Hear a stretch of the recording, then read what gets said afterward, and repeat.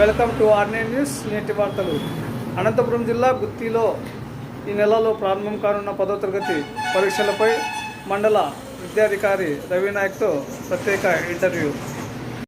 10th class examination సంబంధించి ఈ ఏడాది మొత్తం 1324 మంది విద్యార్థులు పరీక్షకు హాజరవుతున్నారు.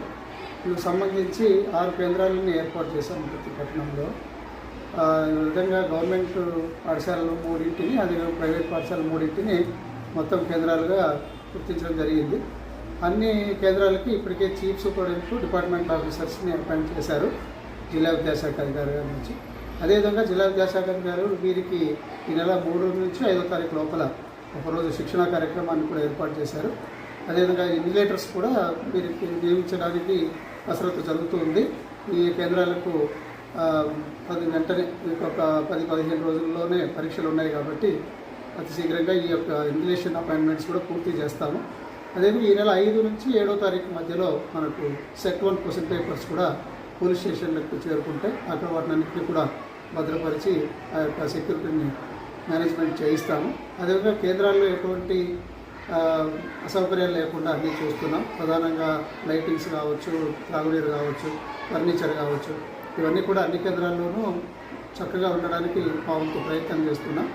కొన్ని ప్రైవేట్ పాఠశాలల్లో బల్లలు చాలా చిన్నవిగా ఉన్నాయని పోయినసారి కంప్లైంట్ రావడం జరిగింది.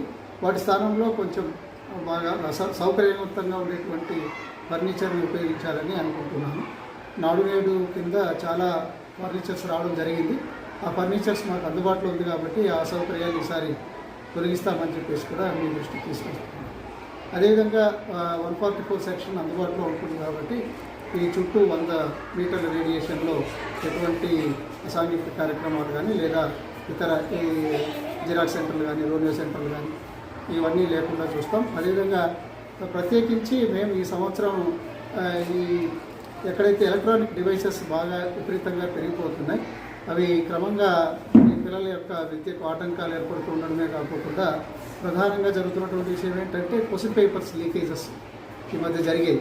సో ఈ మధ్య మనకు SA1 ఎగ్జామ్స్ జరిగాయి మన సంవత్సరంలో. అదే FA2లో ఈ మనకు కొంత వివాదం వచ్చింది. ఏంటి వివాదం అంటే మ్యాథ్స్ పేపర్ని కొంతమంది ముందే వైరల్ చేయడం జరిగింది. దాని తర్వాత మనం క్వశ్చన్ పేపర్ కూడా ఇక్కడ మనం పోలీస్ స్టేషన్లో భద్రపరచడం సంచలనమైనటువంటి విషయం.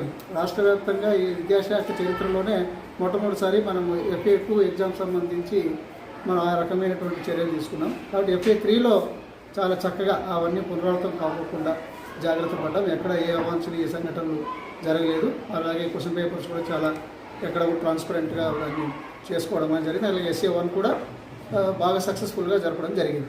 ఈ నెల 3వ తారీఖు నుంచి కూడా మనకు మళ్ళీ FA4 ఎగ్జామినేషన్స్ కూడా మనం జరుగుతున్నాయి.